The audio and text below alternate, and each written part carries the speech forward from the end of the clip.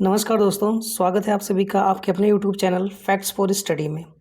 तो आज के वीडियो में हम लोग पढ़ेंगे पारिस्थितिकी और पारिस्थितिकी तंत्र से रिलेटेड 50 महत्वपूर्ण क्वेश्चंस, जो कि उत्तर प्रदेश लेखपाल, उत्तर प्रदेश सुपर टेट या यूपी ट्रिपल एससी के किसी भी एग्ज़ाम की तैयारी करते हैं आप, तो आपके लिए बहुत इंपॉर्टेंट है।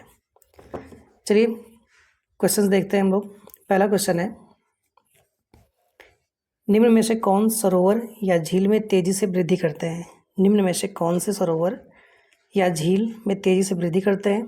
ऑप्शन है सिंघाड़ा, दूसरा ऑप्शन है हाइड्रिला, तीसरा ऑप्शन है जलकुंभी और चौथा ऑप्शन है नागफनी। तो इसका जो सही आंसर है वो होगा आपका ऑप्शन नंबर सी, जलकुंभी। अगला क्वेश्चन है वन के पेड़ों की छालों पर उगे मिलते हैं। वन की पेड़ों की छालों पर उगे मिलते हैं। ऑप्शन है आपका जीवाणु, ऑप्शन बी है लाइकेन, ऑप्शन सी है कवक और ऑप्शन डी है मॉस। तो इसका जो सही आंसर होगा वो होगा आपका ऑप्शन नंबर बी, लाइकेन। अगला क्वेश्चन है, हैदराबाद में स्थित हुसैन सागर झील किस जीव की वृद्धि से नष्ट हुई? हैदराबाद में स्थित हुसैन सागर झील किस जीव की वृद्धि से नष्ट हुई है? ऑप्शन है ए है लेमना, ऑप्शन बी है हाइड्रिला, ऑप्शन सी है मगरमच्छ और ऑप्शन डी है जलकुंभी। तो इसका जो सही आंसर होगा ऑप्शन नंबर डी, जलकुंभी।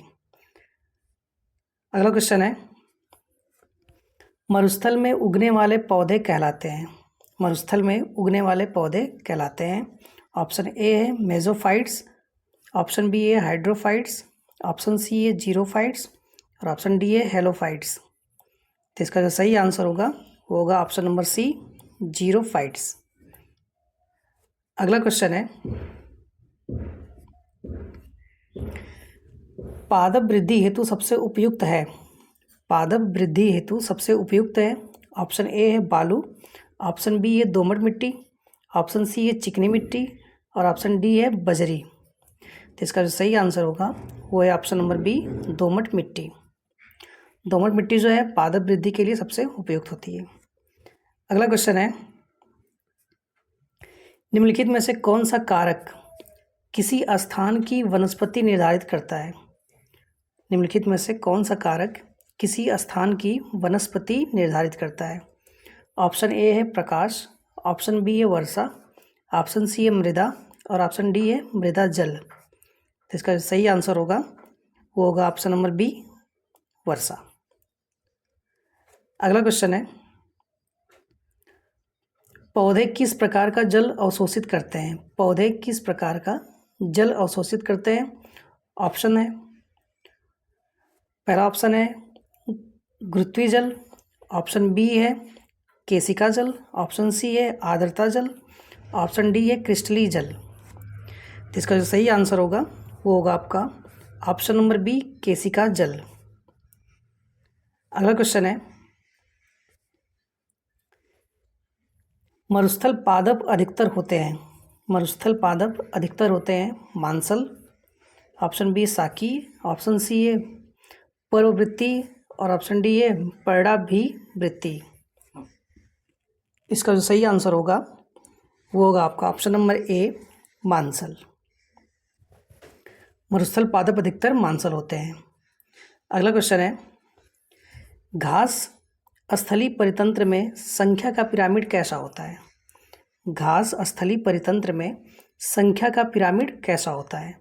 ऑप्शन है आपका सीधा, ऑप्शन बी है उल्टा, ऑप्शन सी है दोनों में से कोई नहीं, ऑप्शन डी है इनमें से दोनों। तो इसका जो सही आंसर होगा वो होगा आपका ऑप्शन नंबर ए, सीधा। ऑप्शन नंबर ए, सीधा आपका सही आंसर होगा। अगला क्वेश्चन है, परितंत्र में ऊर्जा का पिरामिड होता है। ऑप्शन ए है सदैव उल्टा, ऑप्शन बी है सदैव सीधा, ऑप्शन सी है पहले उल्टा बाद में सीधा, ऑप्शन डी है किसी भी प्रकार का नहीं। तो इसका सही आंसर होगा ऑप्शन नंबर बी होगा, सदैव सीधा। परितंत्र में ऊर्जा का पिरामिड सदैव सीधा बनता है या सीधा होता है। अगला क्वेश्चन है, एक तालाब के परितंत्र में जीव भार का पिरामिड कैसा होता है? एक तालाब के परितंत्र में जीव भार का पिरामिड कैसा होता है? ऑप्शन ए है सीधा, ऑप्शन बी है उल्टा, ऑप्शन सी है उल्टा सीधा और ऑप्शन डी है किसी प्रकार का। तो इसका जो सही आंसर होगा आपका ऑप्शन नंबर बी, उल्टा। एक तालाब के परितंत्र में जीव भार का पिरामिड उल्टा होता है, इस चीज़ को याद रखिएगा। अगला क्वेश्चन है, घास स्थलीय तथा वन परितंत्र में जीव भार का पिरामिड होता है। घास स्थलीय तथा वन परितंत्र में जीव भार का पिरामिड होता है। ऑप्शन है आपका सदैव उल्टा, ऑप्शन बी है सदैव सीधा, ऑप्शन सी है कभी उल्टा कभी सीधा, ऑप्शन डी है सभी प्रकार का। तो इसका जो सही आंसर होगा ऑप्शन नंबर बी, सदैव सीधा बनता है। घास स्थली तथा वन परितंत्र में जीव भार का पिरामिड सदैव सीधा बनता है। अगला क्वेश्चन है, खाद्य जाल में ऊर्जा का प्रवाह होता है। खाद्य जाल में ऊर्जा का प्रवाह होता है। ऑप्शन है आपका एक दिशी होता है या द्विदिशीय होता है या चतुर्दिशीय होता है या त्रिदिशीय होता है। तो इसका सही आंसर होगा ऑप्शन नंबर ए, एक दिशीय होता है। खाद्य जाल में ऊर्जा का प्रवाह एक दिशीय होता है। अगला क्वेश्चन देखते हैं हम लोग।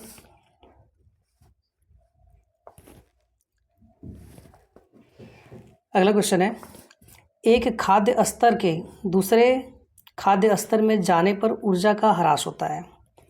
एक खाद्य स्तर के दूसरे खाद्य स्तर में जाने पर ऊर्जा का ह्रास होता है। ऑप्शन ए है 20%, ऑप्शन बी है 40%, ऑप्शन सी है 80% और ऑप्शन डी है 90%। तो इसका जो सही आंसर होगा ऑप्शन नंबर डी, 90%। यानी कि एक खाद्य स्तर के दूसरे खाद्य स्तर में जाने पर ऊर्जा का ह्रास 90% होता है। अगला क्वेश्चन है, सर्वप्रथम पारिस्थितिक स्तूप की परिकल्पना प्रस्तुत की। सर्वप्रथम पारिस्थितिक स्तूप की परिकल्पना प्रस्तुत की। ऑप्शन ए चार्ल्स एल्टन ने, ऑप्शन बी है ओडम ने, ऑप्शन सी है डार्विन ने और ऑप्शन डी है टेंसले ने। तो इसका जो सही आंसर होगा option number A, Charles Elton ने। अगला क्वेश्चन है, सूर्य प्रकाश में उगने वाले पादपों को कहते हैं। सूर्य के प्रकाश में उगने वाले पादपों को कहते हैं। ऑप्शन है आतपोतभिद, छायारागी, ऑप्शन सी है मरुदभिद और ऑप्शन डी है शैलोदभिद। तो इसका जो सही आंसर होगा आपका ऑप्शन नंबर ए, आतपोतभिद। अगला क्वेश्चन है, अधिक वर्षा वाले उष्ण क्षेत्रों में भारी वर्षा होती है, अतः वहाँ वन होते हैं। अधिक वर्षा वाले उष्ण क्षेत्रों में भारी वर्षा होती है, अतः वहाँ वन होते हैं। सदा हरित वन, ऑप्शन बी है दृढ़ पर्णी वन, ऑप्शन सी है घास वन और ऑप्शन डी है मरुस्थल। तो इसका जो सही आंसर होगा ऑप्शन नंबर ए, सदा हरित वन। अगला क्वेश्चन देखते हैं हम लोग, क्वेश्चन नंबर 18। उन क्षेत्रों में जहाँ ग्रीष्म में भारी परंतु शरद ऋतु में कम वर्षा होती है, वहाँ वन मिलते हैं। उन क्षेत्रों में जहाँ ग्रीष्म में भारी परंतु शरद ऋतु में कम वर्षा होती है, वहाँ वन मिलते हैं। ऑप्शन ए है सदा हरित वन, ऑप्शन बी है दृढ़ पर्णी वन, ऑप्शन सी है घास वन और ऑप्शन डी है मरुस्थल। तो इसका जो सही आंसर होगा ऑप्शन नंबर सी, घास वन। अगला क्वेश्चन है, वायुमंडल का वह क्षेत्र जिसमें बादलों का बनना, बिजली कड़कना, तूफानों व आंधियों का होना पाया जाता है। तो किस में पाया जाता है, किस वायुमंडल में पाया जाता है? तो ऑप्शन ए है समताप मंडल, ऑप्शन बी है क्षोभ मंडल, ऑप्शन सी है मध्यमंडल और ऑप्शन डी है आयन मंडल। तो इसका जो सही आंसर होगा ऑप्शन नंबर बी, क्षोभ मंडल। वायुमंडल का वह क्षेत्र जिसमें बादलों का बनना, बिजली कड़कना, तूफानों व आंधियों का होना पाया जाता है, ये आपका क्षोभ मंडल में होता है। अगला क्वेश्चन है, लवड़ी मृदा में उगने वाले पादपों को कहते हैं। लवड़ी मृदा में उगने वाले पादपों को कहते हैं। Option A halophyte, option B है ऑक्सिलोफाइट, ऑप्शन सी है कैंजमोफाइट, ऑप्शन डी है लिथोफाइट। तो इसका जो सही आंसर होगा ऑप्शन नंबर ए हेलोफाइट। अगला क्वेश्चन है, मृदा परिवर्धन को कहते हैं। मृदा परिवर्धन को कहते हैं। ऑप्शन ए है अपर्दन, ऑप्शन बी है ह्यूमस, ऑप्शन सी है मृदा जनन, ऑप्शन डी है जल योजन। तो इसका जो सही आंसर होगा वो होगा आपका ऑप्शन नंबर सी मृदा जनन। अगला क्वेश्चन है, बृहद जलाशयों में अधिकतम तापमान होता है। बृहद जलाशयों में अधिकतम तापमान होता है। ऑप्शन ए है ऊपरी स्तर में, ऑप्शन बी है तल स्तर में, ऑप्शन सी है मध्य स्तर में और ऑप्शन डी है तीनों स्तरों में एक समान। तो इसका जो सही आंसर होगा ऑप्शन होगा ए ऊपरी स्तर में। ऊपरी स्तर में बृहद जलाशयों में अधिकतम तापमान होता है। अगला क्वेश्चन है, दृढ़ परड़ी वन क्षेत्रों की विशेषता है। दृढ़ परड़ी वन क्षेत्रों की विशेषता है। ऑप्शन ए है पूरे वर्ष भारी वर्षा, ऑप्शन बी है शरद ऋतु में भारी, ग्रीष्म ऋतु में कम वर्षा, ऑप्शन सी है ग्रीष्म ऋतु में भारी और शरद ऋतु में कम वर्षा, ऑप्शन डी है पूरे वर्ष कम वर्षा। तो इसका जो सही आंसर होगा ऑप्शन नंबर बी शरद ऋतु में भारी और ग्रीष्म ऋतु में कम वर्षा होती है। अगला क्वेश्चन है, वे मृदाएं जिनमें विभिन्न पोषक विलयकों की इष्टतम सांद्रता पाई जाती है उसे क्या कहते हैं। वे मृदाएं जिनमें विभिन्न पोषक विलयकों की इष्टतम सांद्रता पाई जाती है उसे क्या कहते हैं। ऑप्शन है आपका सुपोषी, ऑप्शन बी है कुपोषी, ऑप्शन सी है दोमट और ऑप्शन डी है बलुई। तो इसका जो सही आंसर होगा आपका ऑप्शन नंबर ए सुपोषी। अगला क्वेश्चन है, मृदा में उपस्थित अपक्षयित होते कार्बनिक पदार्थों को कहते हैं। मृदा में उपस्थित अपक्षयित होते कार्बनिक पदार्थों को कहते हैं। ऑप्शन ए है ह्यूमस, ऑप्शन बी है ह्यूमिक सम्मिश्र, ऑप्शन सी है डफ और ऑप्शन डी है करकट। तो इसका जो सही आंसर होगा वो होगा आपका ऑप्शन नंबर ए ह्यूमस। मृदा में उपस्थित अपक्षयित होते कार्बनिक पदार्थों को ह्यूमस कहते हैं। अगला क्वेश्चन है, मृदा परिच्छेदिका का संस्तर जिसमें कार्बनिक पदार्थ प्रचुर मात्रा में होते हैं। मृदा परिच्छेदिका का संस्तर जिसमें कार्बनिक पदार्थ प्रचुर मात्रा में होते हैं। ऑप्शन ए है ए संस्तर, ऑप्शन बी है बी संस्तर, ऑप्शन सी है आर संस्तर और ऑप्शन डी है ओ संस्तर। तो इसका जो सही आंसर होगा ऑप्शन नंबर डी ओ संस्तर होगा। अगला क्वेश्चन देखते हैं हम लोग, क्वेश्चन नंबर 27, उपजाऊ लोम मृदा में बालू व मृत्तिका का आदर्श अनुपात होता है। उपजाऊ लोम मृदा में बालू व मृत्तिका का आदर्श अनुपात होता है। ऑप्शन ए है 85% बालू और 15% मृत्तिका, ऑप्शन बी है 70% बालू और 30% मृत्तिका, ऑप्शन सी है 50% बालू प्लस 50% मृत्तिका, ऑप्शन डी है 10% बालू और 90% मृत्तिका। इसका जो सही आंसर होगा वो होगा आपका ऑप्शन नंबर सी 50% बालू और 50% मृत्तिका।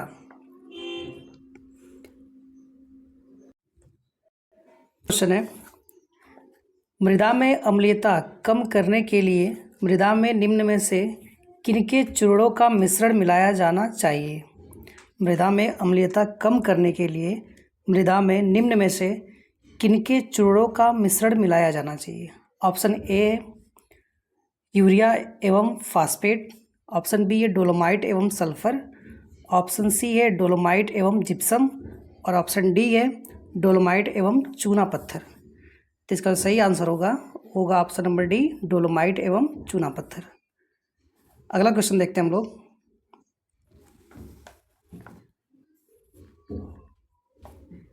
नाइट्रोजन यौगीकरण करने वाला जीवाणु है। नाइट्रोजन यौगीकरण करने वाला जीवाणु है। ऑप्शन है आपके ओसिलोटोरिया, ऑप्शन बी है टाइलोप्रोथिक्स, और ऑप्शन सी है एनाविना, और ऑप्शन डी है एजोटोबैक्टर।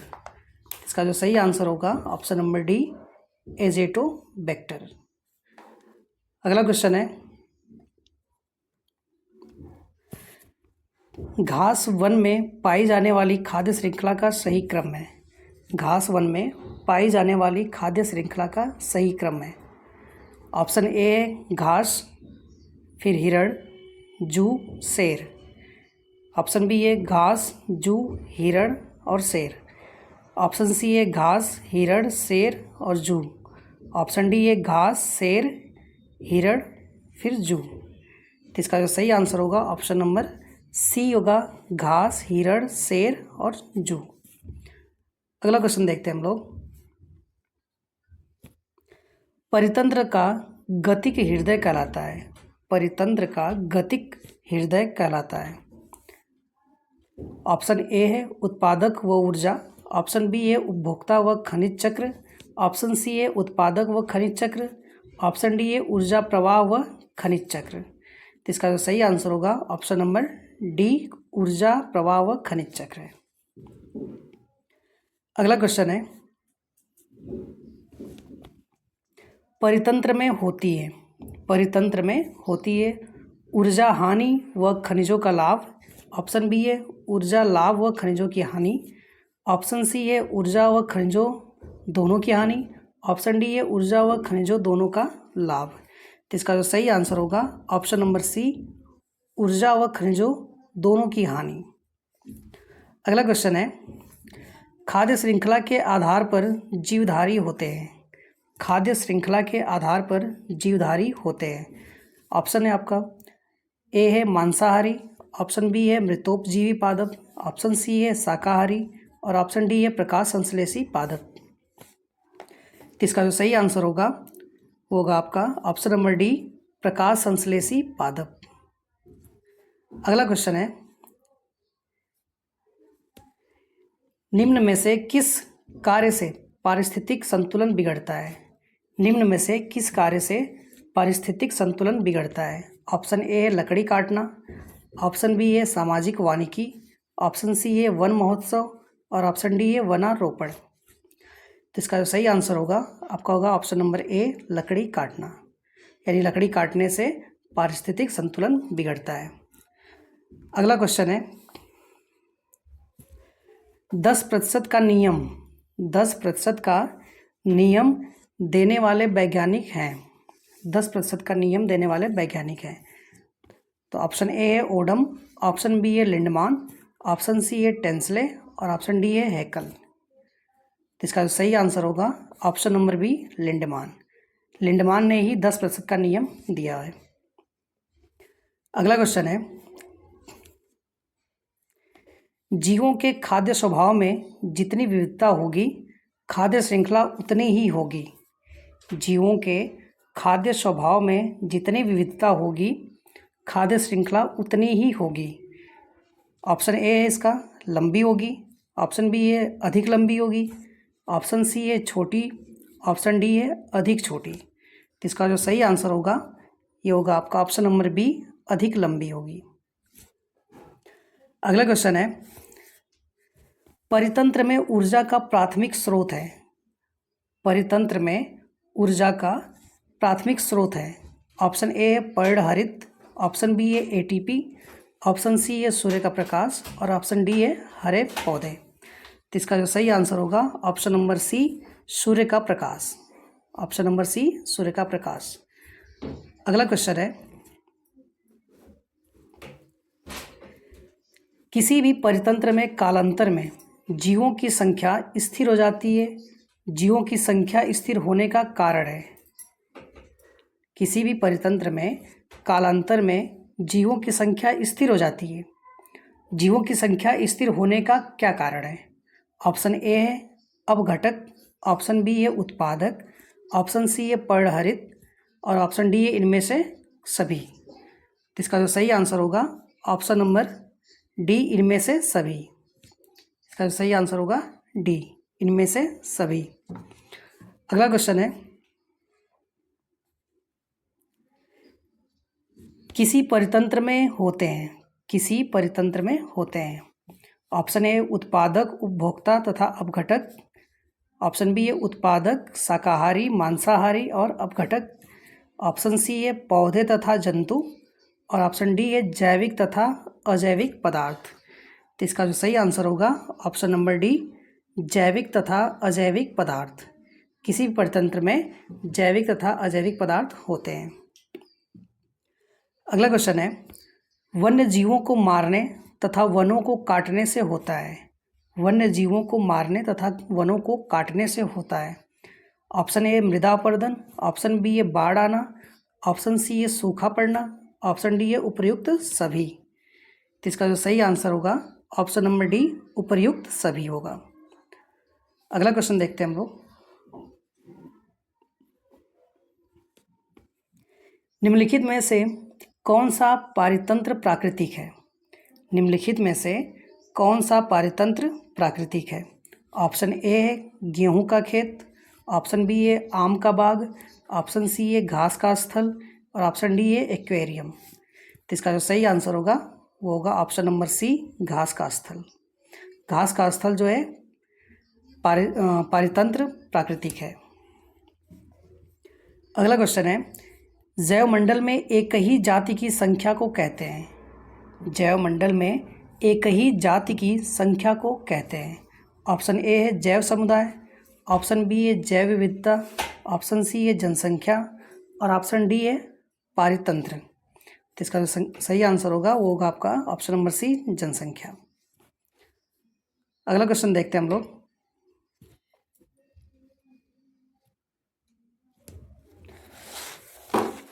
अगला क्वेश्चन है, एक से अधिक जातियों का समूह, एक से अधिक जातियों का समूह जो किसी स्थान पर रहता है उसे कहते हैं। एक से अधिक जातियों का समूह जो किसी स्थान पर रहता है उसे कहते हैं। ऑप्शन ए परितंत्र। ऑप्शन बी है जैव समुदाय। ऑप्शन सी है जैव समुच्चय। और ऑप्शन डी है जैव विविधता। तो इसका सही आंसर होगा वो होगा ऑप्शन नंबर बी, जैव समुदाय। अगला क्वेश्चन है, इकोलॉजी यानी पारिस्थितिकी शब्द को देने वाले थे, यानी कि इकोलॉजी पारिस्थितिकी शब्द किसने दिया था। तो ऑप्शन ए है ई हैकल। ऑप्शन बी है मिश्रा। ऑप्शन सी है ओम। और ऑप्शन डी है रीटर। तो इसका सही आंसर होगा वो होगा option number A, E हैकल।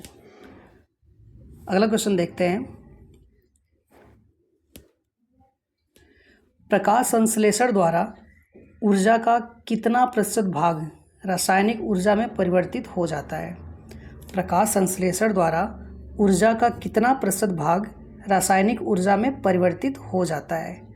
Option A है 1 से 2%। ऑप्शन बी है 1 से 5%। ऑप्शन सी है 1 से 10%। और ऑप्शन डी है 1 से 20%। तो इसका जो सही आंसर होगा ये होगा आपका ऑप्शन नंबर ए, 1 से 2%। अगला क्वेश्चन है, रचना एवं कार्य की दृष्टि से जैव समुदाय एवं वातावरण एक तंत्र की भांति कार्य करते हैं, इसे कहते हैं। रचना एवं कार्य की दृष्टि से जैव समुदाय एवं वातावरण एक तंत्र की भांति कार्य करते हैं, इसे कहते हैं। ऑप्शन ए है पारितंत्र। ऑप्शन बी है पारिस्थितिकी तंत्र। ऑप्शन सी है जैव तंत्र।